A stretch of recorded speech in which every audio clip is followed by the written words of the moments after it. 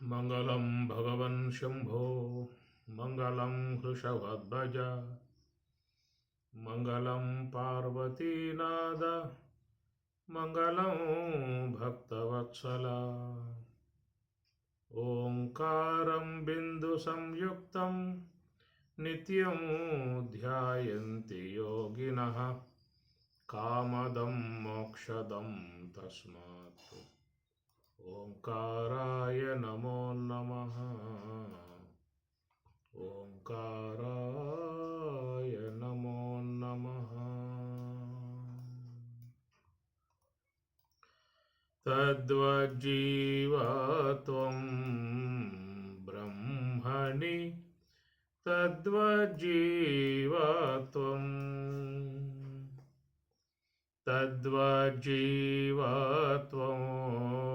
బ్రహ్మణి తద్వజ్జీవత్వం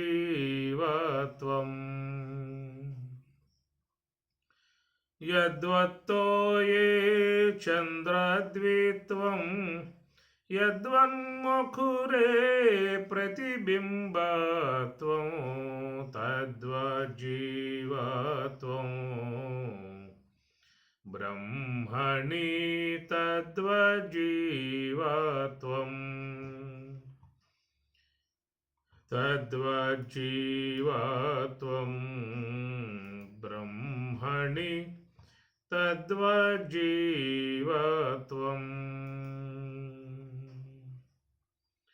ఈశావాస్యోపనిషత్తు అందం తమః ప్రవిశంతి ఏ అసంభూతిం ఉపాసతే తతో భూయ యవతే తమో యౌ సంభూత్యాగుం రతాః అన్యత్ ఏవాహు సంభవాత్ అన్యదాహు సంభవాత్ అన్యదాహుర్ అసంభవాత్ ఇతి శుశ్రమధీరాణాం యేన తద్వ్యాచక్షిరే సంభూతిం చ వినాశం చ యస్తద్వేదో భయం సః వినాశేన మృత్యుం తీర్త్వా సంభూత్యా అమృతమశ్నుతే సంభూత్యామృతమశ్నుతే.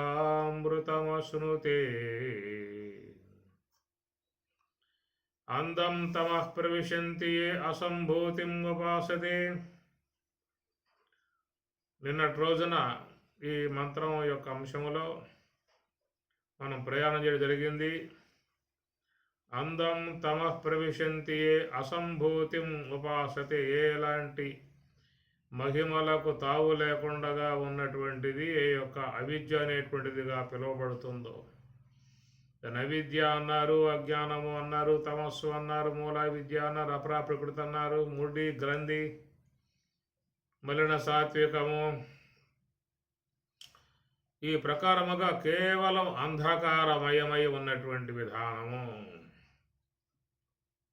దాన్ని అంధకారము అంటారు. కేవలం చీకటి, అచ్చపు చీకటింబడి గృహవ్రతులై విషయ ప్రవిష్టులై చచ్చు సుబుట్టుచున్ మరల చెరివిత చెరివినులైన వారికి జచ్చర పుట్టునే పరులు చెప్పిననైనా నిజేచ్ఛనైన కానలకు ఏగిననైన హరి ప్రబోధముల్ అచ్చపు చీకటిన్బడి. దీన్ని అచ్చపు చీకటి అన్నారు. అందం తమః అనేటువంటిది, అసంభూతిం అనేటువంటిది అచ్చపు చీకటి అని భాగవతం చెబుతామని. అచ్చపు చీకటిన్బడి గృహవ్రతులై విషయ ప్రవిష్టులై.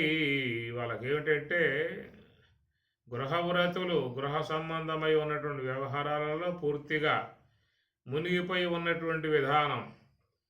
ఇంకా పరమార్థము, నేను, ఆత్మ, బ్రహ్మము, జీవితం యొక్క తరింపు అనేటువంటి అంశాలు ఏవి కూడా దాంట్లో ఉండవు.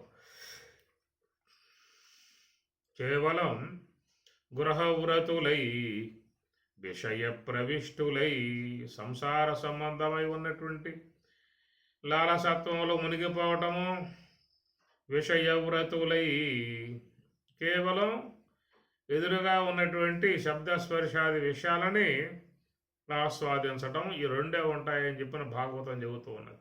అచ్చపు చీకటిన్బడి. ఇక తర్వాత ఉండే ప్రక్రియ ఏమిటంటే చచ్చుచు బుట్టుచున్ మరల చెరివిత చెరివినులైన వారికి చచ్చుచు పుట్టుచున్ లోన ఉన్నటువంటి అసంభూతి అజ్ఞానమై ఉన్నటువంటి ఆ తమస్సు వల్ల ఈ జీవునికి ఏంటంటే చచ్చుచు పుట్టుచున్ చస్తూ ఉంటాడు, పుడుతూ ఉంటాడు, దేహం సాగిస్తాడు, మన దేహాన్ని పొందుతూ ఉంటాడు. ఈ ప్రకారముగా పరంపరగా ఈ జన్మ పరంపరల ప్రవాహమునందు ఉండటమే వాని విధానం అన్నారు. చెరివిత చెరివినులైన వారికి చెరివిత చరవనము కనుక ఈ ప్రకారంగా చేసిందే చేస్తూ ఉన్నారు, చేసిందే చేస్తూ ఉన్నారు.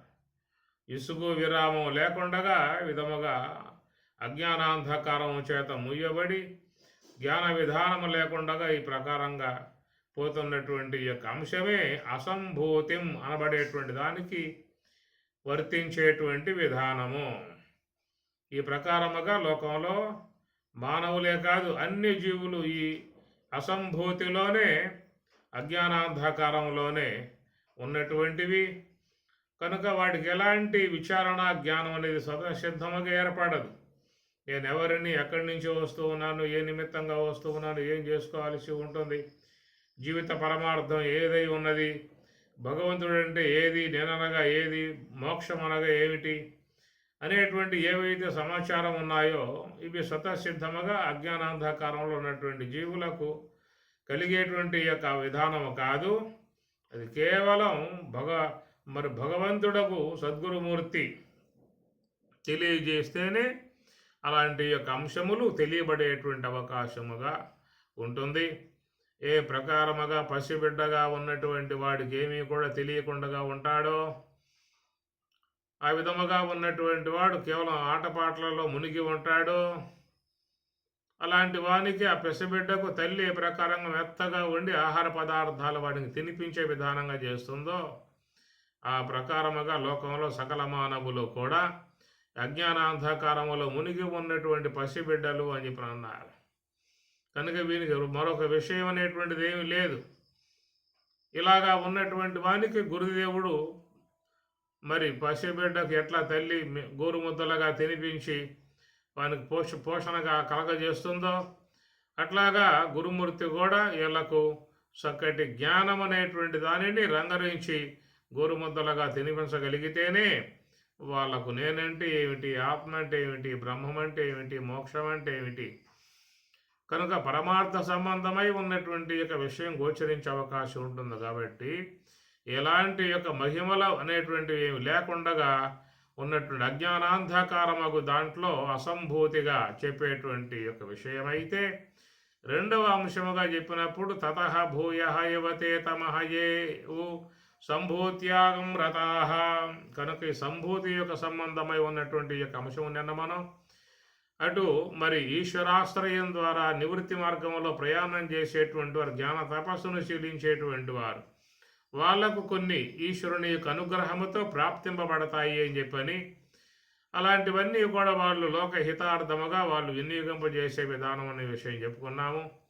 రెండవది బ్రహ్మదేవుని ఇతర దేవతలను ఆరాధించి ఘోరంగా తపస్సు చేసి వాళ్ళు కొన్ని వరములుగా పొంది వారు కూడా కొన్ని మహిమాన్వితమై ఉన్నటువంటి అంశాలు పొంది వారు లోకాలను బాధించే వాళ్ళుగా తయారుగాగా అలాగా ఈశ్వర మహిమలను దుర్వినియోగం చేస్తూ విధముగా వ్యవహరించేటువంటి వారిని ఆ సర్వేశ్వరుడే ఏదో రూపకంగా వచ్చి వాళ్ళని కడదీర్చే విధానం మన పురాణాలలో చూస్తూ ఉంటాము.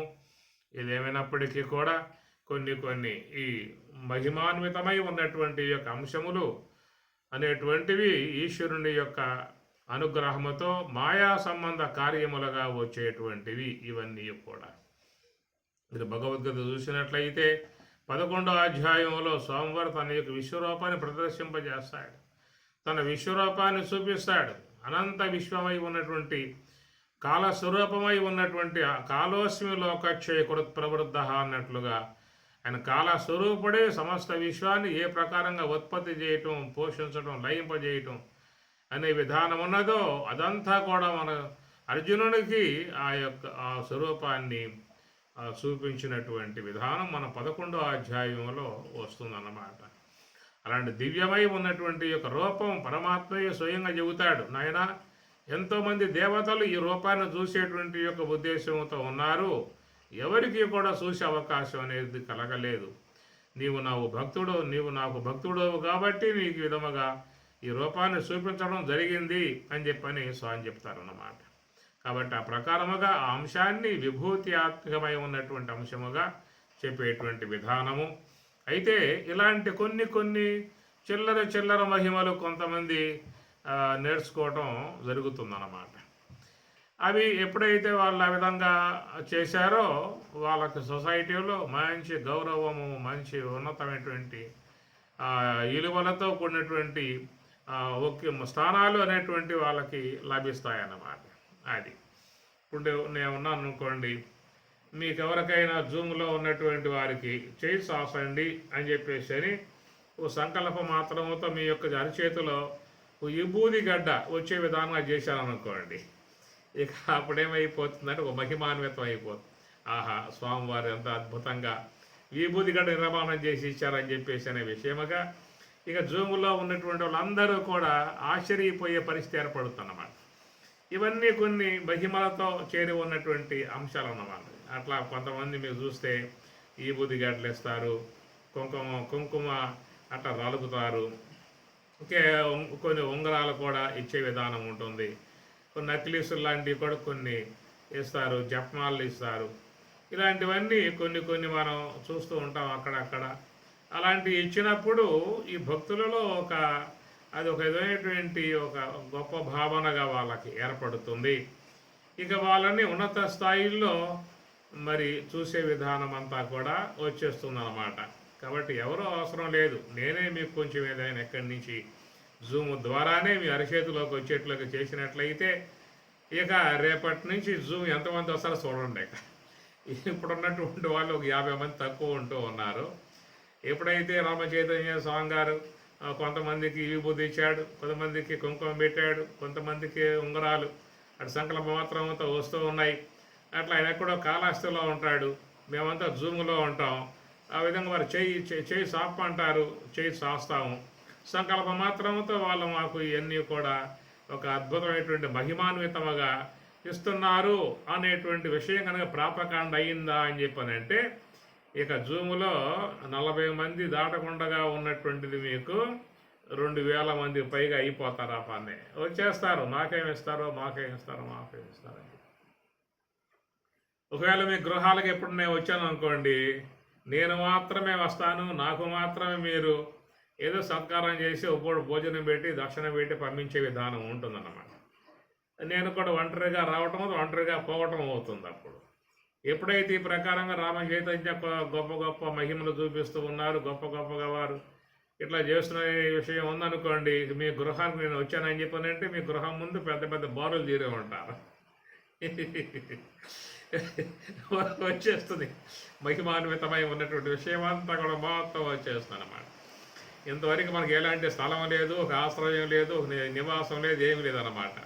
ఇలాంటి కొన్ని కనుక చేసేసామని చెప్పినట్టు బ్రహ్మాండముగా బెంగళూరులో మేస్టిక్ పక్కనే ఒక 5 ఎకరాల స్థలం ఇచ్చేస్తారు అప్పుడు నాకు కూడా.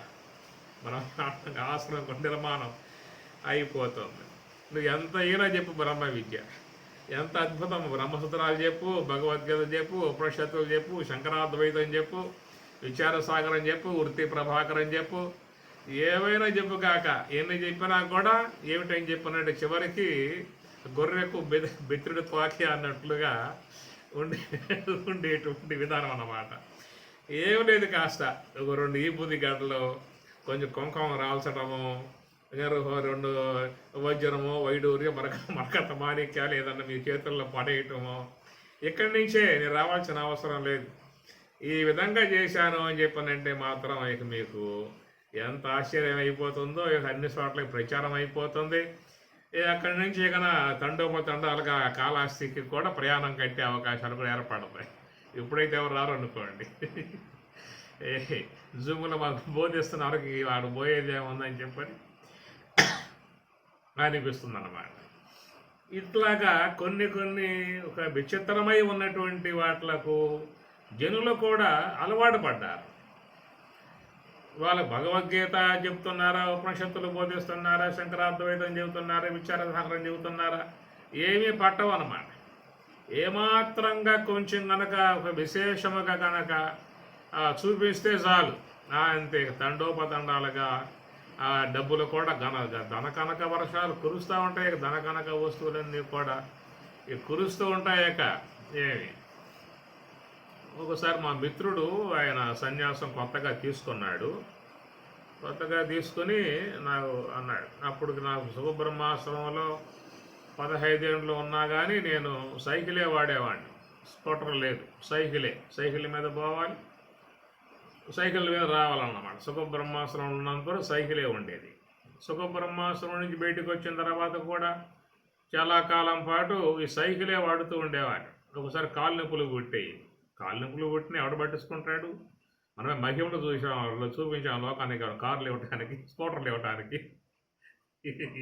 సైకిల్ తొక్కుకోవటం, కాళ్ళు బాగా నడవకపోతే కొంచెం ఆయిల్ వేసుకుని తొక్కుకోవటం అన్నమాట. అప్పుడు ఒక మిత్రుడు నాకు సన్యాసం, స్వామి నువ్వు ఎంత అద్వైతం చెబుతున్నావు కదా, రాండి నేను ప్రోగ్రాం పెడుతూ ఉన్నాను, మీ కళ్ళ ముందే నేను ఒక కారు కొనేస్తాను అని చెప్పిన అన్నాడు. నువ్వు ఎట్లా కొంటావురా కారు? ఎంతో కాలంగా దాదాపు 10 ఏళ్ళుగా ఎన్నో చోట్ల జ్ఞాన సప్తాహాలు, భాగవత్ సప్తాహాలు, భగవద్గీత సప్తాహాలు, ఉపనిషత్ సప్తాహాలు ఎన్నో చేశాను, నాకు లేనటువంటి విధానం నీకెట్లా వస్తుందా? నిన్న మొన్న సన్యాసం పుచ్చుకున్నావు, ఎట్లా వస్తాయని చెప్పని అన్నాడు. నీకెందుకు, నువ్వు రా చూడని చెప్పని అన్నాడు. ఆ ప్రకారంగా ఆయన గారు ఆహ్వానం చేస్తే నేను ఆ గ్రామానికి పోయాను. ఆయన మిత్రుడే. అట్లాగా ఆయన గారు ఏం చేశాయంటే చక్కగా ఒక యజ్ఞ కార్యక్రమాన్ని ఏర్పాటు చేశాడు. అద్భుతమైనటువంటి యజ్ఞ కార్యక్రమం. దాంట్లో 108 హోమగుండాలు అన్నమాట. 108 హోమగుండాలు. తర్వాత ప్రధాన వేదిక ఉంటుంది. ఆ ప్రధాన వేదిక మీద అక్కడ ఒక 10 హోమగుండాలు పెట్టాడు. అక్కడండి పెద్ద పెద్ద నాయకులు, పెద్ద పెద్ద ఆఫీసర్లు లాంటి వాళ్ళు అక్కడ కూర్చుంటారు అన్నమాట. సర్వసాధారణంగా ఉండేటువంటి వాళ్ళందరూ కూడా ఈ 108 హోమగుండాలు అక్కడ కూర్చోవాలి. అయితే ఆ హోమగుండం కాడ కూర్చునేటువంటి దానిగా ఒక పూటేమో సంపత్కర యాగం అన్నమాట. సంపత్కర యాగం అంటే ఆ యజ్ఞంలో పాల్గొని యజ్ఞం చేసినటువంటి వారికి సంపదలు కురుస్తాయి. వాళ్ళ గృహంలో కనకధార స్తోత్రం చేసినట్లయితే ఆ కురిశాయో అమ్మవారు ఆ విధంగా వాళ్ళ గృహంలో కనక వర్షం కురిపిస్తుందన్నమాట. కాబట్టి ప్రకారంగా ప్రచారం అయిపోయింది. కనక సంపత్కర యజ్ఞము అనే విధానంగా చెప్పగానే తండోపతన జనాలంతా ఎగబడ్డారు.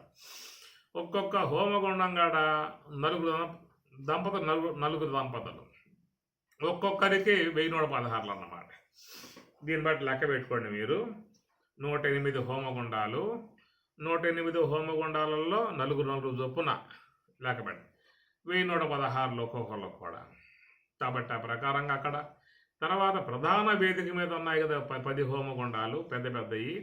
అక్కడైతేనేమో ఒక్కొక్కరికి 10,000 ఆడ కూర్చున్నారు. నేను పోయా కదా ఉపన్యాసం చెప్పడానికి, ఆడ కూర్చున్నారు.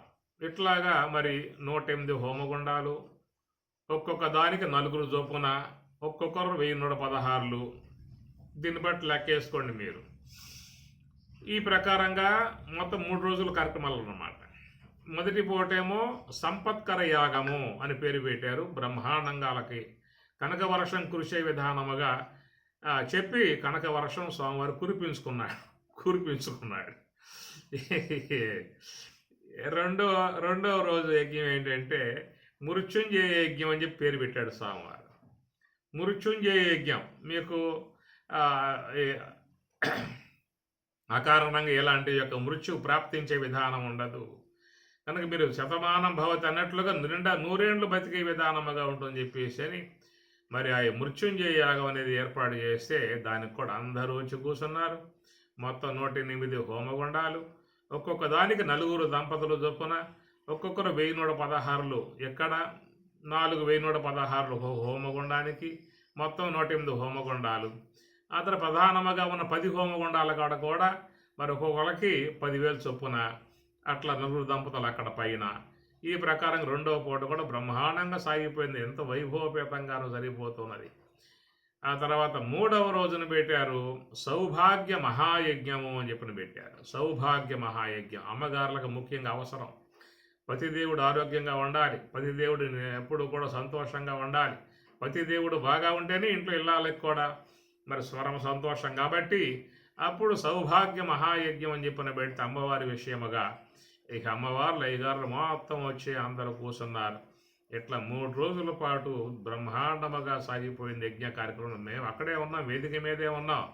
ఉపన్యాసం చెబితే ఎవడంటాడు ఉపన్యాసం, మేము చెప్పే ఉపన్యాసం భగవద్గీత, ఉపనిషత్తులు, బ్రహ్మసూత్రాలు. ఈయన అంత ఓపిక వాళ్ళకు ఉన్నదా? వెనకలిగే శ్రద్ధ వాళ్ళకు ఉందా? యజ్ఞం వచ్చామా?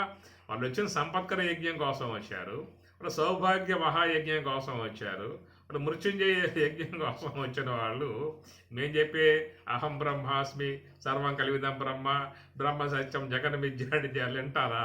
ఈయనే పరిస్థితి ఉందా? ఏదో చెప్పాం, పోయాం కాబట్టి చెప్పాలి కాబట్టి చెప్పాం. ఈయన వాళ్ళని వినలేదు. కానీ మొత్తానికి స్వామిగారికి మాత్రం కనక వర్షం కురిసింది. అప్పుడు ఈ లెక్కని మీరు లెక్క పెట్టుకోండి. మొత్తం 3 రోజులు 108 హోమగుండాలు, ఒక్కొక్క దానికి 4 దంపతులు, ఒక్కొక్కరు 1116. ప్రధాన హోమగుండాలు పైన ఉన్నాయి 10 హోమగుండాలు, ఆడ దాని 4, ఒక్కొక్కరు 10,000 రూపాయల చొప్పున. ఇట్లాగా 3 రోజులు లాగేశారు స్వామిగారు కనక వర్షాన్ని. తర్వాత సాయంత్రం మళ్ళా ఉన్నదా 1,00,000 ఒత్తుల దీపారాధన అని పెట్టాడు స్వామివారు. సాయంత్రం ప్రోగ్రాం ఈవినింగ్ అన్నమాట. 1,00,000 ఒత్తులు, ఒక్కొక్క ఒత్తికి 10 రూపాయలు, 1,00,000 బదులు లెక్క పెట్టుకోండి. ఈ విధంగా 3 రోజులు బ్రహ్మాండంగా జరిగింది కార్యక్రమాలు. మా చేతుల్లో తలకు వేయి పెట్టాడు. నేను ఇంకో స్వామి ఇద్దరం వెళ్ళాము. లేక జ్ఞాన చైతన్య నేను ఇద్దరం వెళ్ళాము.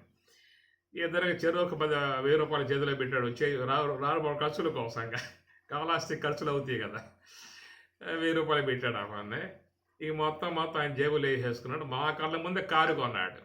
చూసావా బ్రహ్మచారి, నువ్వు ఎంతో కాలంగా అద్వైతం చెబుతూ ఉన్నావు, శంకరాద్వైతం అంటావు, భగవద్గీత అంటావు, ఉపనిషత్తులు అంటావు, అది అంటావు, ఇది అంటావు, ఏమి చేసినా నీకు సైకిలే ఉండేది. నేను చూడు ఇప్పుడు కారు కొన్ని పారేసాయని చెప్పని అన్నాడు బ్రహ్మాండంగా. ఈ ప్రకారంగా ఉన్నాయన్నమాట లోకంలో. నా కళ్ళ ముందు జరిగిన వ్యవహారం అది. ఇట్లాగా చూస్తే లోకంలో నువ్వు ఎంతైనా చెప్పు, అంతరార్థాలు చెప్పు, బ్రహ్మాండ విచారం చెప్పు, ఏకస్థాన నిరూపణ చెప్పు, స్థూల దేహ పంచకరణ చెప్పు, సూక్ష్మ దేహ పంచకరణ చెప్పు, నువ్వు ఏమైనా చెప్తే ఉండేది అంతే.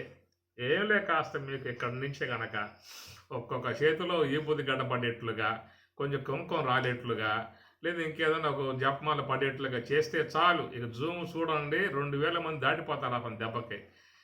ఇంతవరకు మనకు ఉన్నటువంటి వాళ్ళు చాలామంది ఆడియోలో ఉంటూ ఉంటారు కదా, ఇక అందరు వీడియోకి వచ్చేస్తారు. ఎందుకంటే వీడియోలో ఉన్న వాళ్ళకే ఈ ఉదిగంటలు ఇంకొకములు వస్తున్నాయి, మన ఆడియోలో ఉంటే మనకే వస్తాయని చెప్పేసి అని నేను రోజు చెబుతూనే ఉన్నా. రాండి అమ్మ వీడియోలో ఉన్నాండి, ఎదురుగా ఉంటే బాగా ఉంటుంది, చెప్పే వాళ్ళకు కూడా బాగా ఉంటుంది అని మొత్తుకుంటూ ఉంటా. కానీ ఎవరు రావట్లేదు వీడియోలోకి, ఆడియోలో ఉంటున్నారు. ఎప్పుడైతే ఈ ప్రకారం కొన్ని కనుక నేను కూడా ఇలాంటి కొన్ని తీసుకుని కనుక మీకు ఇస్తూ ఉంటాను అనుకోండి, నేను వద్దన్నా వస్తాడు వీడియోలోకి. ఎందుకంటే ఇప్పుడు మాకిస్తారేమో ఇలాంటి విధానం అయిపోయేది లోకంలో. రమణ మహర్షి తత్వజ్ఞానాన్ని బోధిస్తే ఆయనకేముంది, గోసిపాత. ఏమి అక్కడ ఉండేవాళ్ళు ఎవరు లేరు, 10 మంది ఉంటారేమో. అదే కొంచెం సాయిబాబా స్వామివారు కొంచెం ఈ బుద్ధి పడేసి, కుంకుమ పడేసి చేసే చాలు. ఈ తండాలుగా వచ్చి కూర్చున్నారు, కవర్లు ఇచ్చేస్తారు. ఆ కవర్లలో కూడా చెక్కులు ఉంటాయి అన్నమాట. ఆ చెక్కుల్లో కూడా నెంబర్లు ఉండవు, సంతకం పెట్టేస్తారు. నెంబర్ లేదని చెప్పి అడిగితే, స్వామి నెంబర్ మీరు వేసుకోండి, నేను సంతకం పెట్టేసి అని చెప్పని అంటాడు. వాడి బ్యాంకులో ఎంత ఉందో డబ్బు లెక్కన. నెంబర్లు మీరు వేసుకోండి, 1,00,000 కావాలా, 2 లక్షలు కావాలి, 3 లక్షలు కావాలి, వేసుకోండి మీరు.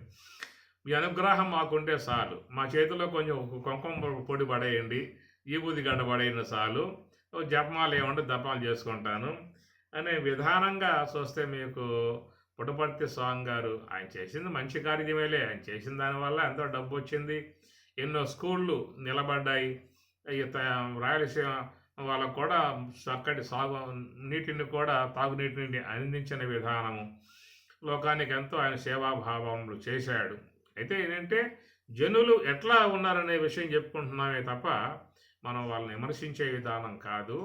జనులు ఈ విధంగా తయారై ఉన్నారని చెప్పేసి అని భగవద్గీత బోధించాడా, ఉపనిషత్తులు బోధించాడా, అద్వైతాన్ని బోధించాడా, జీవిత పరమార్థాన్ని బోధించాడా, మోక్షం కోసంగా బోధించాడా, సోహం భావ ధ్యానం చెప్పాడా? ఇవి కాదు కావాల్సింది. నీకు ఈ బుద్ధి గడ్డ పడేశాడా లేదా, కుంకుమ కొంచెం రాల్చాడా లేదా, జబ్బాల చేతిలో పెట్టాడా లేదా? లక్ష్మయ్య గారు ఎంత అద్భుతమైనటువంటి జ్ఞానాన్ని లోకానికి బోధించాడు. భగవద్గీతకు ఆయన స్వరాజ్య భగవద్గీత రాశాడు, గీత నవనీతం రాశాడు, గీత మదనం రాశాడు. ఊరుకోలా స్వామివారు అంత వయసులో కూడా ఇలాంటి యొక్క విశ్రమణమే లేకుండా, విశ్రాంతి లేకుండా ఉత్పత్తులతో కూడా ఒక్కొక్క శ్లోకానికి అర్థం అంతంత రాయటం అంటే అది సామాన్య విషయం కాదు. అట్లా 555 సూత్రాలు, బ్రహ్మసూత్రాలు, 4 అధ్యాయాలు, 16 పాదాలు, 92 అధికరణాలు, 550 సూత్రాలుగా ఉన్నటువంటి బ్రహ్మసూత్రాలకు కూడా స్వామివారు ఎంత అద్భుతమైనటువంటి సరళంగా అందరికి అర్థమయ్యే రీతిలో ఓర్పుగా రాశాడు కదా. శిక్షావల్లి, భృగువల్లి, బ్రహ్మవల్లి, ఆనందం 4 వల్లులకు అర్థాలు రాయటమే కాకుండా నారాయణ ప్రశ్నంలో ఉన్న భాగాలకు కూడా స్వామివారు అర్థం రాశారు. ఇంకా అనుభవామృతారణవము, సంభాషణలు, ఉత్తర గీత, భగవద్గీత, ఉత్తర గీత, గీతా మహాత్మ్యము, ఈ ప్రకారంగా ఆయన ఓర్పు కదా. ఎంత జ్ఞానం మహాత్ముడు అందించినా కానీ బ్రహ్మాండ విచారం, ఏకస్థాన నిరూపణ, అంతరార్థ ప్రబోధాలు దారెంబటే నడుచుకుంటూ వెళ్ళిపోయేవాడు. ఎవరు కూడా పట్టించుకునే వాళ్ళు కాదు. స్వామి గారు నడుచుకుంటూ పోతున్నారే, ఇదిగో కారు మీరు తీసుకోండి, ఈ కారు మీరే పెట్టుకోండి, మీరే వాడుకోండి అన్నటువంటి వాళ్ళు ఎవరు కూడా ఒకళ్ళు వచ్చి ఒక కారు ఇచ్చారా అని చెప్పనంటే ఏమీ లేదు. అదే ఆయన కూడా ఈ బ్రహ్మాండ విచారం, ఏకస్థాన నిరూపణ, అంతరార్థ ప్రబోధాలు ఇవి కాకుండా కొంచెం కుంకుమ పెట్టడం వల్ల విభూతి పెట్టడం చేసి ఉన్నట్లయితే మీకు పొద్దుటూరులోనే ఒక 20 ఎకరాలలో పెద్ద ఆశ్రమం స్వామికి ఏర్పడి ఉండేది అన్నమాట. కాబట్టి ఈ ప్రకారంగా జనులు ఈ విధంగా తయారైనటువంటి పరిస్థితి. అలాగా వీళ్ళు కూడా తయారు చేసిన విధానం అన్నమాట. ఎందుకంటే వీళ్ళు కూడా కొంచెం టిప్ టాప్గా ఆకారం వేసేస్తారు, తలకు గుడ్డ కడతారు, కొన్ని రంగులు బట్టలు పెడతారు, జపమాలు వేస్తారు, రకరకాల జపమాలు వేస్తారు. ఈ విధంగా ఆటోపం చేయగానే అందరూ కూడా ఈ అబ్బాయి అంత మహాత్ముడయ్యన గారు సాక్షాత్తు వైకుంఠం నుంచి ఇప్పుడు దిగొచ్చినట్లుగా ఉందనేటువంటి యొక్క భావనతో ఎంబడబడేటువంటి పరిస్థితి అది లోకంలో ఎందుకు ఏర్పడిందో తెలుసావని వ్యవహారం. పూర్వకాలంలో ఋషులందరూ కూడా సామాన్య విధానంగా ఉండేవాళ్ళు, ఆచార్య విధానంగా ఉండేవారు. భక్తులకు, తమ యొక్క శిష్యులకు, విద్యార్థులకు వేద పఠనం చేయించి, ఉపనిషత్తులు బోధించి, బ్రహ్మసూత్రాలు బోధించే విధానమే మీకు చూస్తే పురాణాలలో ఉన్నటువంటి ప్రక్రియ తప్ప మీకు ఏ యొక్క మహాత్ములు కూడా వాడి జోలికి పోలా. ఎందుకంటే అది ఈశ్వర సంబంధమై ఉన్న సంపద, అది మంద కాదు, అది జీవునిది కాదు, అది శుద్ధ బ్రహ్మముది కూడా కాదు. శుద్ధ బ్రహ్మంలో మీకు ఎలాంటి మహిమలు ఉండవు. శుద్ధ బ్రహ్మంలో ఏమున్నాయి? ఆ శుద్ధ బ్రహ్మం దాంట్లో ఏం ఉండవు ఏమి. కనుక ఇవన్నీ కూడా చూస్తే మరి ఆ జీవుని ఎందే ఉన్నాయా, జీవుళ్ళే ఉన్నాయా అని చెప్పనంటే జీవుళ్ళే లేవని చెప్పేశాడుగా. అసంభూతిం అని చెప్పేసా, నా భూతిం అసంభూతిం ఆయనలో లేవు అని చెప్పి అనేసాడు. అటునే శుద్ధ బ్రహ్మంలో ఏమైనా ఉన్నాయా అంటే ఆడ ఉండవు. శుద్ధ బ్రహ్మంలో ఏ ఉండటానికి వీలు లేదు. కేవలం శుద్ధ బ్రహ్మంలో ఉన్నటువంటిది ఏంటంటే సచ్చిదానందమై ఉన్నటువంటి యొక్క స్వరూప లక్షణాలు. సత్యం జ్ఞానం అనంతం బ్రహ్మ అన్నారు. ఆనందం బ్రహ్మేది విజానాత్ ఆనందాత్యేవ కలియమాని భూతాని జాయంతే ఆనందేన జాతాని జీవంతి ఆనందం ప్రయంతి అభిషం విశంతీతి తద్బ్రహ్మ. ఆనందం బ్రహ్మస్వరూపం, ఆనందం, దాంట్లో ఎలాంటి మహిమలు ఇవన్నీ ఉండవు. కానీ లోకంలో అందరూ కూడా కోరుకునేది ఆనందమే. ఆనందాన్ని అపేక్షించే అందరూ కూడా అన్ని కార్యములు చేస్తున్నటువంటి విధానం కనుక శుద్ధ బ్రహ్మమునందు ఎలాంటివి ఏవి కూడా ఉండే అవకాశము లేదు. ఇవన్నీ దేంట్లో ఉంటాయంటే ఈశ్వరుని యొక్క సొత్తు. గమనించండి, ఇదంతా కూడా ఈశ్వరుని యొక్క సొత్తై ఉన్నటువంటి మహిమాన్వితము. అది మాయా సంబంధ కార్యముగా గోచరించేటువంటివి. కాబట్టి మాయాపతి ఉన్నటువంటి వాడు కాబట్టి పరమాత్మ విశ్వరూపం నేను చూస్తాను అని అర్జునుడు అడిగినప్పుడు పరమాత్మ కూడా తన విశ్వరూపాన్ని చూపించినటువంటి సందర్భం వచ్చింది. అంటే విశ్వరూపాన్ని చూసినప్పుడు అర్జునుడు చాలా భయపడ్డాడు, చాలా భయపడ్డాడు, వణికిపోయాడు. అయ్యా స్వామి, చాలా అద్భుతమై ఉన్నటువంటి యొక్క రూపం, భయానకమై ఉన్నటువంటి యొక్క రూపం, కింద నమస్కారం, పైన నమస్కారం, వెనకాల నమస్కారం, ముందు నమస్కారం, కింద నమస్కారం, పైన నమస్కారం, అన్ని నమస్కారాలు పెడతాను నీకు. కనుక నీ ఈ యొక్క విశ్వరూపం ఉపసంహరింపజేసి నీ సహజ సుందరమై ఉన్నటువంటి యొక్క శంకు చక్ర గద పద్మాల కలిగి ఏ సుందరోపేతమైనటువంటి రూపం ఉన్నదో ఆ రూపాన్ని నాకు దర్శింపజేయ స్వామి అని చెప్పి ఆయన ప్రార్థన చేస్తాడు. ఎందుకంటే భయానకమై ఉన్నటువంటి యొక్క రూపం అంటే ఏమిటి అర్థం?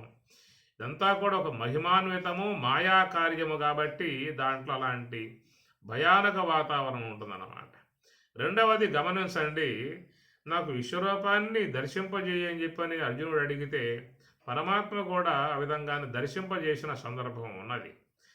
అదే ప్రకారంగా స్వామి మంచి విషయం, నువ్వు విశ్వరూపాన్ని చూపించమని చెప్పాను కానీ చూపించేశావు, చాలా మరి ఆనందాత్మకమై ఉన్నటువంటి విషయము.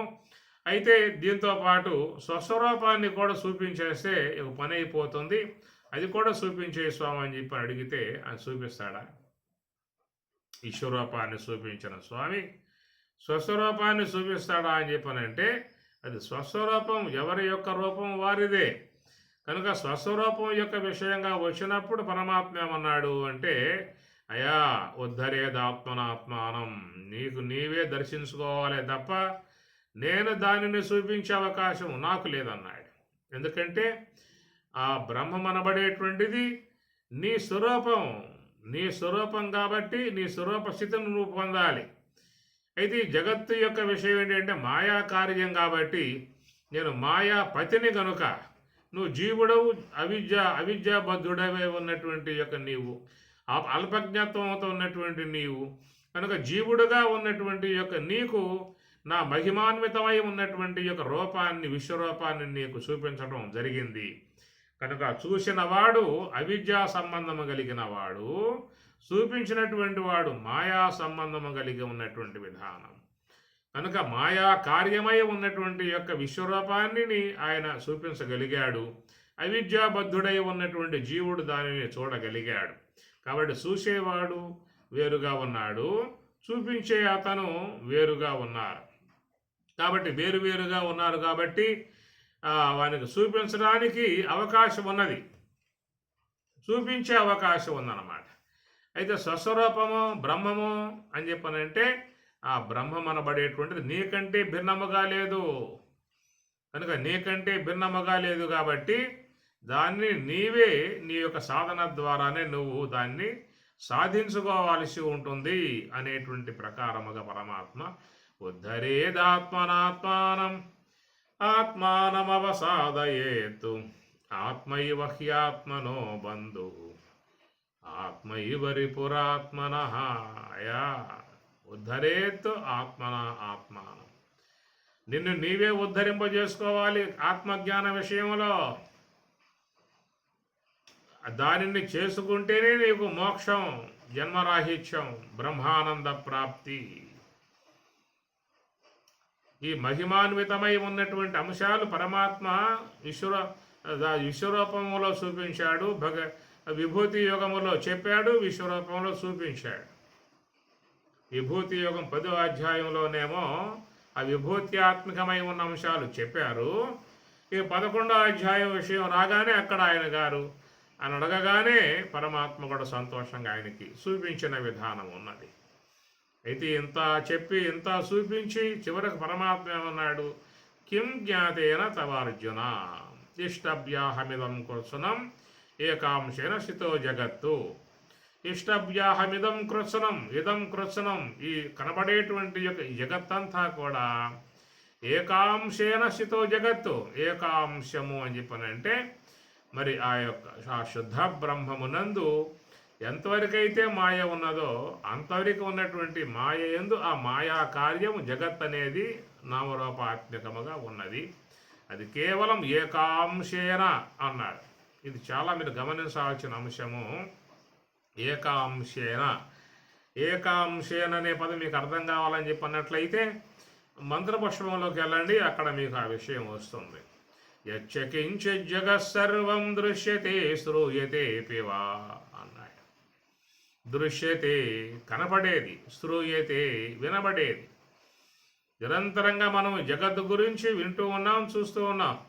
దృశ్యతే చూసేది కానీ, శ్రూయతే వినేది కానీ ఏ నామరూపాత్మకముగా అనంత విశ్వముగా నీకు గోచరిస్తూ ఉన్నదో, నీ అల్పజ్ఞాత్వముగా ఉన్నటువంటి నీకు అవిద్య బద్ధుడవై ఉన్నటువంటి యొక్క నీకు కించిగ్నుడవై ఉన్నటువంటి నీకు మాయా వశీకరుడై ఉన్నటువంటి యొక్క నీకు ఈ జగత్తంతా కూడా ఎంతో గొప్పగా అనంత విశ్వముగా గోచరిస్తూ ఉన్నది కదా. అది ఆ బ్రహ్మమునందు ఆ యొక్క అంశం చూసినట్లయితే ఎత్ కించిత్ జగత్ సర్వం దృశ్యతే శ్రూయతే పివ. ఎత్ కించిత్ అన్నాడు. కించిత్ మాత్రముగా, కించిత్తు అని చెప్పనండి ఎంత అండి. ఆ మహాత్ములు అక్కడ ఆ పదం వాడారు.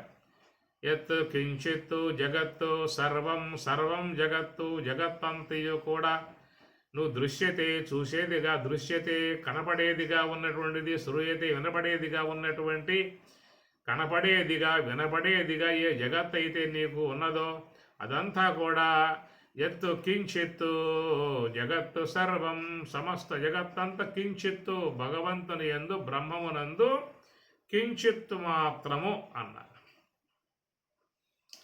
ఇక దానికి కొలతమానం చెప్పే అవకాశాలు లేవు. కించిత్ అనే పదానికి కొలతమానం చెప్పే అవకాశం లేదు. ఎంతయా, ఎంత, గోలికాయ అంత అంటారా, లేదా ఆవగింజ అంత అని చెప్పని అంటారు. కించిత్ అంటే గోలికాయ అంతా కించిత్ అంటారా, లేక ఆవగింజ అంతా కించిత్ అంటారా? ఇంకా నువ్వు ఎంత లోతుకు పోయినా ఆ కించిత్ అనేటువంటిది ఇంక ఎంటాడుతూనే ఉంటుంది. పరమాణువంతా అన్నాను, అణువంతా అన్నా అనుకో, పరమాణువు కించిత్ అవుతుంది. పరమాణువంతా అని చెప్పి అన్నావు అనుకో, ఎలక్ట్రాన్ ప్రోటాన్లు దాంట్లో కొన్ని సర్కిల్ చేస్తూ ఉన్నాయట, వాటి కించిత్ అనే అంశం వస్తుంది. ఇంకా లోనకి పోయే కొద్దీ నీకు ఆ కించిత్ అనేటువంటి ఈ యొక్క అంశానికి పరిమాణం చెప్పే విధానమే కాదు. పరిణామం అంటే మార్పు, పరిమాణం అంటే కొలత చెప్పే విధానం కాదు. అది కేవలం అంత విధానంలో జగత్తంతా కూడా భగవంతుని బ్రహ్మము యందు ఒక మన శరీరం మీద పుట్టుమచ్చ ఎక్కడో ఉంటుంది, కొంచెం మాత్రంగా ఉంటుందన్నమాట. ఆ ప్రకారముగా బ్రహ్మమునందు ఏ కించిత్ మాత్రముగానో మనం చూసే ఈ అనంత విశ్వముగా గోచరించేదంతా కూడా బ్రహ్మమునందు కించిత్ మాత్రము అన్నాడు.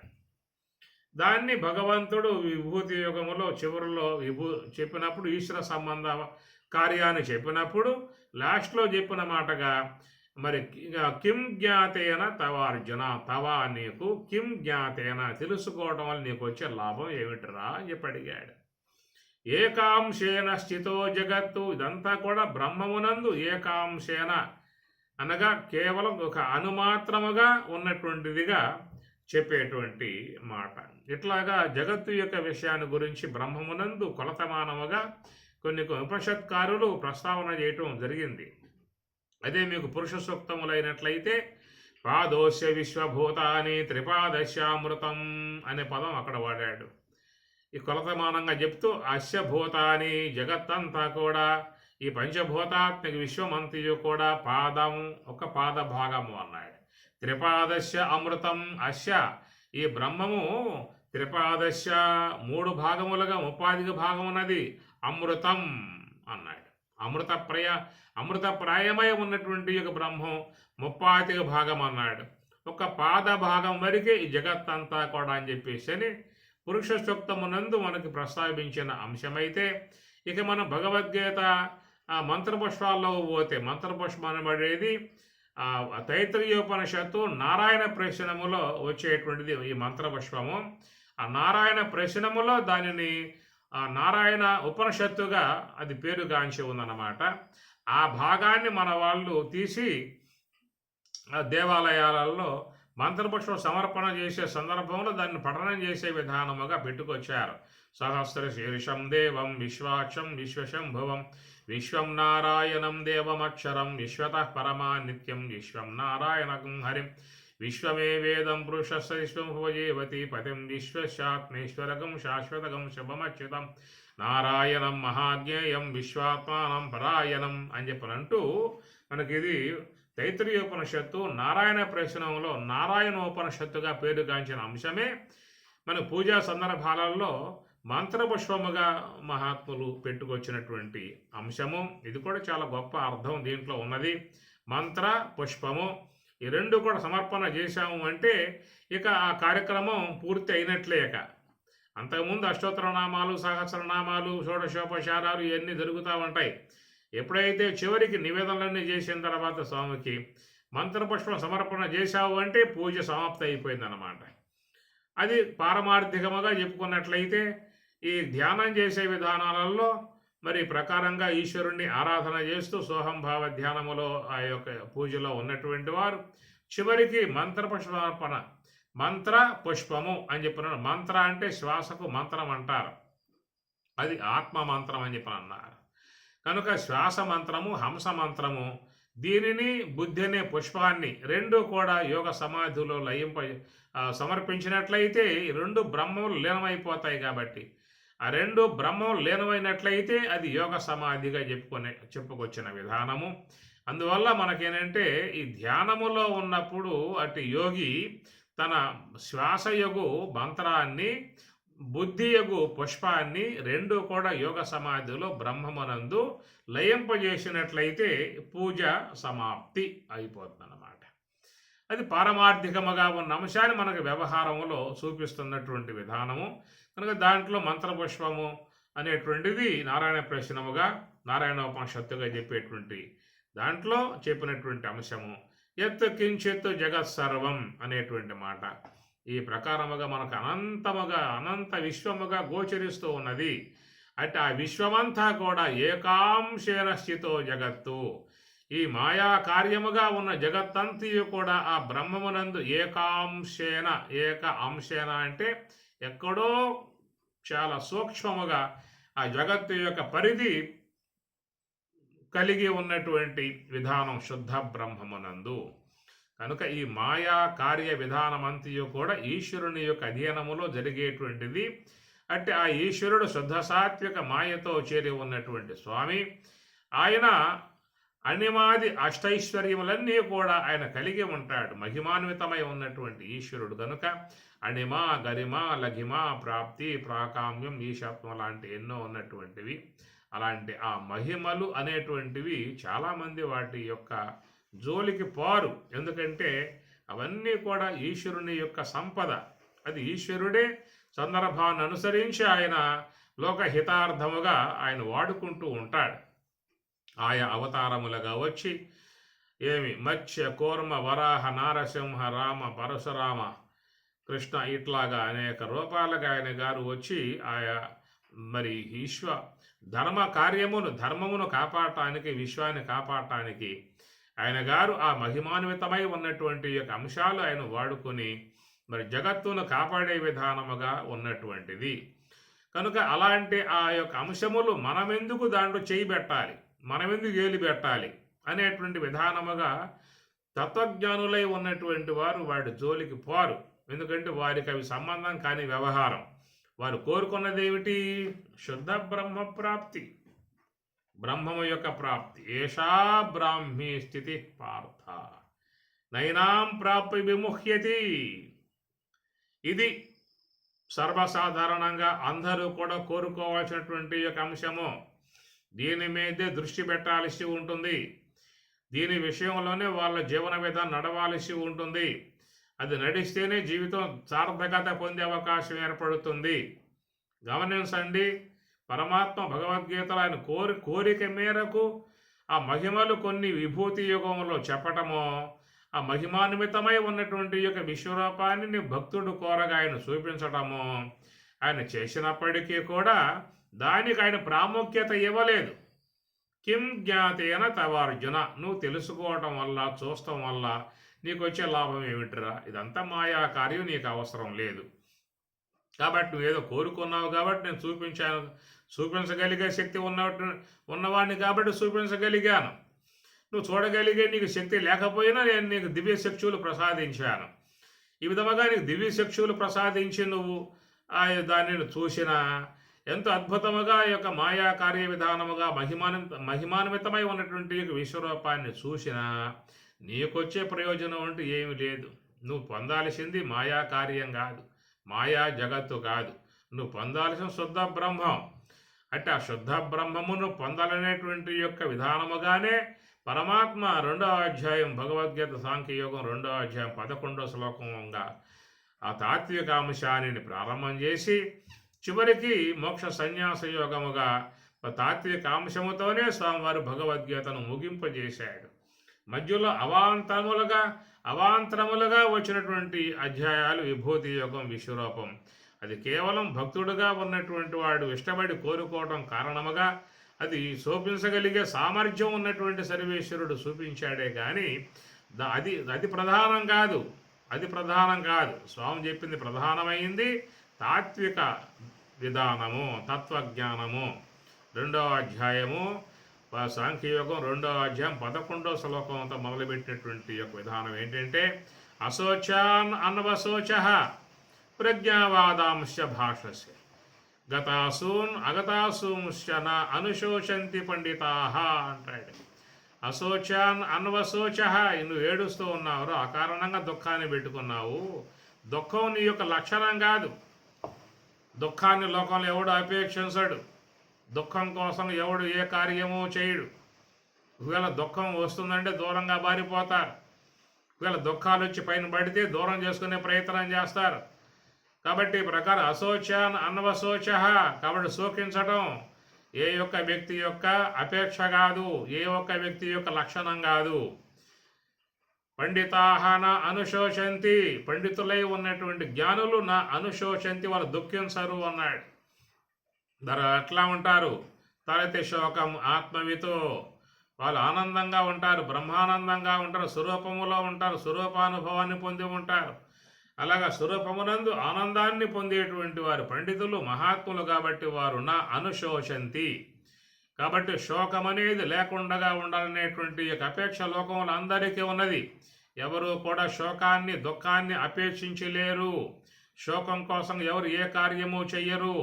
ఒకవేళ ఆ యొక్క శోకం, దుఃఖం వస్తుందంటే దూరంగా పారిపోతారు. ఒకవేళ అకారణంగా వచ్చి పడ్డా దూరం చేసుకోవడానికి ప్రయత్నం చేస్తారు. కాబట్టి ఈ శోకం, దుఃఖం అనేది ఎవరి యొక్క ధర్మం కాదు, ఎవరి యొక్క లక్షణం కాదు. ఇది కేవలం అనాత్మ యొక్క సంబంధమై ఉన్న నీడ దుఃఖం అనేటువంటిది. కాబట్టి ఆనందం అనేది ప్రతి ఒక్కరి యొక్క స్వరూప లక్షణం, అది బ్రహ్మం యొక్క లక్షణం. అట్టి ఆనందాన్ని అందరూ కోరుకుంటున్నారు. కాబట్టి అట్టి ఆనందాన్ని పొందింపజేసే విధానముగానే పరమాత్మ తన యొక్క తాత్విక అంశాన్ని ప్రారంభం చేశాడు. కాబట్టి 2వ అధ్యాయం 11వ శ్లోకం నుంచి చివరి మోక్ష సన్యాసం వరకు ఈ తాత్విక అంశమనే స్వామివారు కొనసాగించి ప్రధానముగా ఈ అంశాన్ని లోకానికి అందించాడు. కనుక ఆ అంశాన్ని ప్రతి ఒక్కరూ కూడా గమనించాల్సి ఉంటుంది. కనుక స్వరూప అనుభవమును పొందే విధానముగా ఉత్సుకత పెంపొందింపజేసుకుని తాత్విక సంబంధమై ఉన్నటువంటి యొక్క అంశం మీద దృష్టి పెట్టాలి. నాకు ఏ మహిమలు చూపిస్తారా, నాకు జపాలు ఇస్తాడా, ఈ బూది గడ్డలు ఇస్తారా, కుంకుమ రాలుస్తారా, ఇంకేమన్నా ఇస్తారా అనేటువంటి చిల్లర మరల వస్తువుల కోసంగా పసిబిడ్డలు ఏ విధముగా చిన్న చిన్న మిఠాయిల కోసంగా ఎగబడతారో ఆలయాలలో చూడండి. ఆలయంలో సాయంత్రం అయ్యిందా అంటే, భజన పూర్తయిందా అంటే స్వామివారికి హారతి ఇచ్చారా అని చెప్పానంటే పిల్లకాయలంతా వచ్చేస్తారు. గుగ్గిలు పెడతారు, పలహారం పెడతారు, చక్కెర పొంగలు పెడతారు, పులిహోర పెడతారు అని చెప్పనే విధానంగా వాళ్ళు వచ్చేటువంటి విధానం. వాళ్ళు భక్తితో రారు గుడికి, ఏదో ప్రసాదం సమయానికి పోతారు, పెట్టించుకునే విధానం. ఈ విధముగా చిన్నతనంలో ఏర్పడ్డటువంటి యొక్క పసితనం మనిషి ఎదిగాడే కానీ ఆ ఎదుగుదలలో వానికి ఆ పసితనం మాత్రం పోల. ఏమి ఎదిగాడాయా? జ్ఞాన విధానం ఎదిగాడా, లేకపోతే దేహ విధానం ఎదిగాడా? దేహం పెరిగింది. ఎందుకు పెరిగింది? 3 పూటలు పడేస్తున్నాడు. ఉదయం పూట ఇడ్లీ, మధ్యాహ్నం పూట ఆహారం, సాయంత్రం పూట మళ్ళీ చపాతీలు. 3 పూటల పడేయటం కారణంగా ఆ శరీరం ఏమవుతుంది? పెరుగుతుంది. ఇట్లా దేహాన్ని పెంచుకున్నాడే కానీ సూక్ష్మదేహాన్ని పెంచుకున్నాడేమన్నా? కాబట్టి ఆ ప్రకారంగా సూక్ష్మదేహం పసితనంగానే ఉన్నది. చిన్నప్పుడు ఏ ప్రకారంగా ఆలయం కాడ కొబ్బరి మొక్కలు పెడతారా, చక్కెర పొంగలు పెడతారా, పులిహోర పెడతారా, గుగ్గులు పెడతారా, పెసరపు పెడతారా, వడలు పెడతారా అని ఎట్లా ఎదురు చూశారో అట్లా ఎదిగినటువంటి విధానంలో కూడా అది పెడతారా, ఇది పెడతారా, ఊది పెడతారా, కుంకుమ పెడతారా, చెప్పానిస్తారా. ఈ ప్రకారంగా వ్యక్తి ఎదిగాడే కానీ లోన ఉన్న వ్యక్తిత్వం ఎదగలేదు. లోన ఉన్న వ్యక్తిత్వం ఎదగాలని చెప్పనంటే వాడు తాత్విక రంగంలో అడుగు పెట్టాలి. తత్వజ్ఞానం వైపుకు తిరిగి చూడాలి. ఆ తత్వజ్ఞానం ప్రబోధింపజేసేటువంటి వాళ్ళ చెంతకు రావాలి. అంతే తప్ప వాళ్ళే మహిమలు చూపుతారా, కుంకుమ పెడతారా, యూది గట్ల పెడతారా, జపాలు ఇస్తారా, అది ఇస్తారా, ఇది ఇస్తారా. ఏమైంది? చిన్నప్పుడు నీకు ఏమైంది?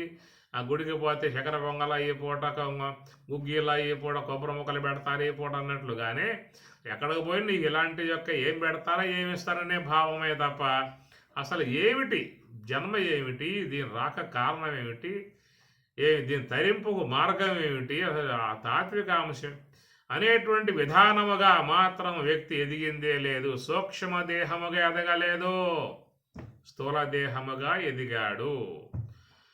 స్థూల దేహం బరువు పెరిగింది. తూకం వేస్తే 70 కేజీలు, 80 కేజీలు, 90 కేజీలు, 100 కేజీల దేహం.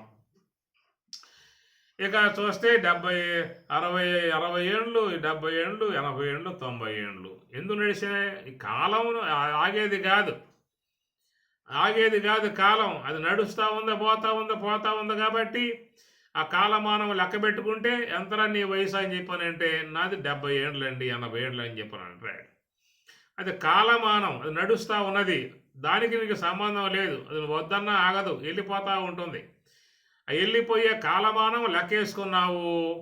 ఈ వయసును లెక్కేసుకుని 60 ఏళ్ళు నాకు వచ్చినాయి, 70 ఏళ్ళు వచ్చాయండి, 80 ఏళ్ళు వచ్చాయండి అనే విధానముగా అది లెక్కేసుకుంటూ ఉన్నాం. దాన్ని బట్టి పెద్దరికాలని మనం పైన వేసుకుంటూ ఉన్నాం. ఇకపోతే 3 పూట్ల ఆహారం పడేసాం కాబట్టి పుట్టినప్పుడు 4 కేజీలుగా ఉన్నటువంటి యొక్క దేహం ఈనాడు 70-80 కేజీలకు వచ్చిందంటే 3 పూట్ల పడేసావు.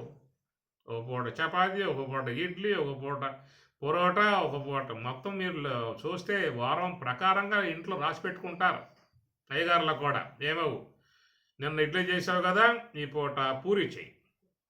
ఆ పూరిలో కూడా ఉర్లగడ్డ అయితే బ్రహ్మాండంగా ఉంటుంది అంటాడు అయ్యగారు. రేపైతే దోశ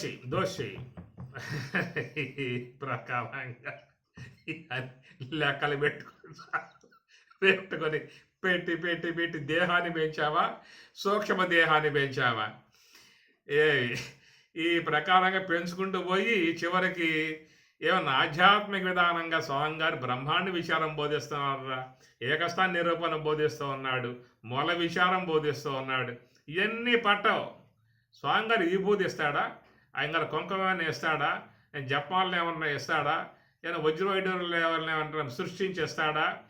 అట్లా ఇచ్చే రకంగా ఉండి చెప్పండి, మేము కూడా వస్తాం, సతీ సమేతంగా వస్తాం అనే రకాలుగా తయారై ఉన్నటువంటి విధానం గనక ఇలాంటి వాటికి ఎగబడే విధానముగా ఉన్నంత వరకు వీడేమైపోతాడు అని చెప్పనంటే తతః భూయః యవతే తమహాయ సంభూత్యామృతాః. సంభూత్యా, ఈ సంభూతి, విభూతి, ఐశ్వర్యములు, మహిమలు, ఈ బుద్ధి గడ్డలు, కుంకుమ బరిణలు, ఇవన్నీ కూడా వీటి కోసం ఎగబడేటువంటి వాడు ఎరగబోతాయంటే ఆ పై వాడి కంటే వీడి ఇంకా అధోగతికి పోయే పరిస్థితే ఏర్పడుతున్నటువంటి యొక్క మాట మీకు ఈ మంత్రంలో చూసినట్లయితే ఇలాంటి భావాలు వదిలిపెట్టండి. ఇవన్నీ కూడా తత్వజ్ఞులై ఉన్నటువంటి వారు వీడి జోలికి పోరు. ఎందుకంటే వారు కోరుకున్నది స్వరూపం బ్రహ్మము. ఎందుకంటే వారు శాస్త్రాధ్యయనం చేశారు, ప్రస్థానత్రయ భాష్యం చక్కగా అధ్యయనం చేశారు, భగవద్గీత, బ్రహ్మసూత్రములు, ఉపనిషత్తులు అధ్యయనం చేశారు. కాబట్టి ఏది సత్యమో, ఏది అసత్యమో, ఏది వాస్తవమో, ఏది అవాస్తవమో, ఏది సరైనటువంటి యొక్క మోక్ష మార్గమో, ఇది సారభూతమై ఉన్నటువంటి యొక్క అంశం. దానిని తీసుకోవాలి. అట్లాగే రామచంద్ర స్వాముల వారు కూడా వశిష్ఠుని ద్వారా 33,000 శ్లోకాలుగా ఉన్నటువంటి బృహత్ గ్రంథం యోగ వాసిష్టాన్ని ఎంతో శ్రద్ధగా రాముడు విన్నాడు కాబట్టి ఆయన చిత్తప్రజ్ఞుడయ్యాడు. రామా, రేపొద్దున నీకు సింహాసనాన్ని సమర్పిస్తూ ఉన్నాను, కిరీటం పెడుతూ ఉన్న, రెడీగా ఉండు, నైట్ ఉపవాసం చేయి, నెలపడక శయనించు, రేపొద్దున నీకు అభిషేకం చేసి పంచామృతాభిషేకం చేసి నేను నీకు సింహాసనం మీద కూర్చోబెడతా అని చెప్పేసి దశరథ మహారాజు రామునికి చెప్పాడు. రాముడు కూడా తండ్రి గారి యొక్క ఆజ్ఞానుసారం అట్లాగా ఆ నియమాన్ని పాటించాడు. రాత్రి అంతా కూడా ఆయన గారు ఉపవాసం ఉండి మరి జపం చేస్తూ నేలపడక శయనిస్తూ ఉన్నాడు అన్నమాట. ఈ వార్త కైకేయి అమ్మవారికి పోయింది. ఆ మందర కూడా బాగా నూరి పోసింది లోపల. ఆ దెబ్బతో మొత్తం ఉన్న ప్రేమంతా కొట్టుకుపోయింది, ద్వేషభావం వచ్చింది, పుత్ర వ్యామోహం పుట్టింది. దాంతో రాముణ్ణి పిలిచింది కైకేయి అమ్మగారు నమస్కారం ఏమిటని చెప్పి అన్నాడు. ఏం లేదు, నీకు పట్టాభిషేకం అంట కదా అని చెప్పి అన్నది.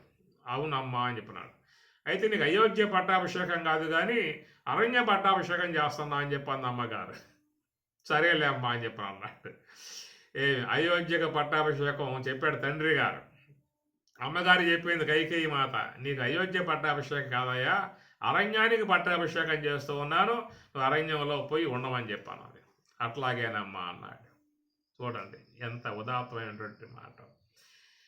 ఇంత రాజ్యం నీకు దక్కబోతుందనేటువంటి యొక్క ఆ విషయం ఒక్కసారి విరుగుడైపోయి రాజ్యం మొత్తం పోయింది, అరణ్యానికి పోవాల్సి వస్తుంది. కట్టుబట్టలతో నార బట్టలతో అరణ్యములో మృగాలు ఉండే అరణ్యం. అక్కడ ఎలాంటి యొక్క సదుపాయాలు ఉండవు, ఎలాంటి పరుపులు ఉండవు, ఎలాంటి సౌకర్యాలు ఉండవు.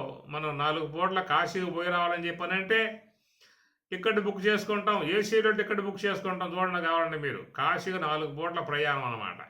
గంగలో మునకేయటం, విశ్వేశ్వరుని సేవించుకోవటం, అన్నపూర్ణమ్మకు నమస్కారం పెట్టుకోవటం, మళ్ళా వచ్చి ఇంట్లో వాలటానికి ఒక 4-5 రోజులు టైం పెట్టుకుని మనం చూస్తే చక్కగా ఆ AC up and down AC book చేసుకుంటాం అన్నమాట.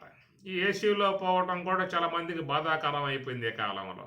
ఫ్లైట్లో పోయాము అనుకో, 1 గంట ప్రయాణం అంతే. ఇక్కడ కాలు పెట్టామా, అక్కడ కాలు దించామా, కాశీలో గంగలో మునకేసామా, స్వామి మీద ఒక చెంబు నీళ్ళు పోసామా, అభిషేకం చేసామా, మళ్ళీ ఫ్లైట్లో కాలు పెట్టామా, ఇంట్లో ఉన్నాం సాయంత్రం కల్లా. ఉదయం పూట ప్లేట్లో కాలు పెట్టావు, మధ్యాహ్నం పూట అభిషేకం చేసుకున్నావు, గంగలో మునకేసావు, మళ్ళీ సాయంత్రం కల్లా మళ్ళీ ప్లేట్లో కాలు పెట్టావు, ఇంట్లో నైట్కి చపాతీ భోజనం చేసుకున్నావు. పని ఈ ప్రకారం మరి 4 రోజులు ప్రయాణం చేసే విధానంలో, ఏసీలో పోయే విధానంలో అందరూ కూడా మరి బెడ్ షీట్లు కానీ, పరుపులు కానీ, ఇంకా దాని తినుబండారాలు, కారపూస, గీరపూస, అరిసెలు, గిరిసెలు, మొత్తం చాల్తీలు, కుటుంబ చాల్తీలు 5 మంది అయితే ఈ లగేజీలు మాత్రం ఒక 15-20 ఉంటాయి అన్నమాట వాళ్ళకి. 4 పూట్ల కాశీకి పోయి రావడానికే ఎంత ఆలోచన చేస్తా ఉన్నావే. 14 ఏళ్ళు అరణ్యవాసం చేయడానికి రాముడు ఎంత ఆలోచించాల్సి ఉంటుంది చెప్పండి. అయ్యా అరణ్యంలో పొమ్మని చెప్పడం బాగానే ఉంది కానీ అక్కడే ఉండవు సరిగ్గా. కాబట్టి మీరు నాకేం కావాలో మొత్తం పరుపులు గిరుపులు, ఇంకా తినటానికి గింటానికి, వంట వాళ్ళకి ఇంట వాళ్ళు అవన్నీ మొత్తం తెమ్మని చెప్పనాలిగా స్వామివారు. ఏం అడగలేదు. కనుక తల్లి చెప్పింది, ఆజ్ఞాపించింది, వెళ్ళు అరణ్యానికి వెళ్ళు, 14 ఏళ్ళు వనవాసం చేయి. ఎందుకంటే ఈ 14 ఏళ్ళు వనవాసం చేస్తే ఈ 14 ఏళ్ళు పరిపాలన వల్ల భరతుడు ఆయన సొంతమైపోతుంది రాజ్యం. ఎవరైతే 12 సంవత్సరాల వరకు వాళ్ళకి ఎలాంటి విధానంగా లేకుండా ఉంటుందో వాళ్ళకి హక్కులు పోతాయి. ఎవరైనా మీ ఇంట్లో ఒకరిని పెట్టండి, 12 సంవత్సరాలు వాడు ఉన్నాడు అని చెప్పానంటే మీ ఇల్లు వాడికి అయిపోతుంది, మీ ఇల్లు మీకు ఉండదేక. ఎవరైనా మీ పొలాన్ని 12 సంవత్సరాలు కనుక దున్నుతూ వాడే కనుక వ్యవసాయం చేసుకుంటూ ఉన్నట్లయితే ఆ తర్వాత ఆ భూమి వాడిది అయిపోతుంది అన్నమాట. ఇలాంటి ప్లానుతో అమ్మగారు రాముని అరణ్యాన్ని పంపిస్తే స్వామివారు చక్కగా వెళ్ళిపోయాడు తప్ప ఎలాంటి యొక్క ఆలోచన చేయలా. కారణం ఏంటంటే ఆయన గారు యోగ వాసిష్టాన్ని విన్నాడు. 33,000 శ్లోకాలు గల గ్రంథం ఆధ్యాత్మికాన్ని వశిష్ఠుని ద్వారా విన్నాడు కాబట్టి ఆ స్థిత ప్రజ్ఞత్వం ఆయనలో ఏర్పడినటువంటి విధానం. కాబట్టి ఎవరైనా తరించాలనేటువంటి యొక్క అపేక్ష ఉన్నటువంటి వాడు తత్వజ్ఞానాన్ని అధ్యయనం చేయాలి తప్ప, ఎట్లది పిల్లతనంలో ఆ గుడికి పోతే చక్కెర పొంగలు పెడతారా, పులిహోర పెడతారా, ఇంకేదన్నా గుగ్గిళ్ళు పెడతారా, ఇంకేదన్నా ఇవి పెడతారా అనే విధానంగా ఆనాడు అదైతే, ఈనాడు ఆ మహాత్ముల వద్దకు పోతే కుంకం పెడతాడా, ఈ బుద్ధి ఎట్లా ఇస్తాడా, జపమాలు ఇస్తాడా అని చెప్పాలి ఈనాడు. ఆనాటికి ఈనాటికి ఏమైంది మార్పు అక్కడ? అప్పుడేమో చక్కెర పొంగళ్ళు, పులిహోరలు, గుగ్గిళ్ళు, ఇప్పుడేమో విభూది గడ్డలు, కుంకుమ బర్రెలు, జపమాలం. వీటి కోసంగా మనం పోయేది, వీటి కోసంగా మన జీవితం ఉండేటువంటిది.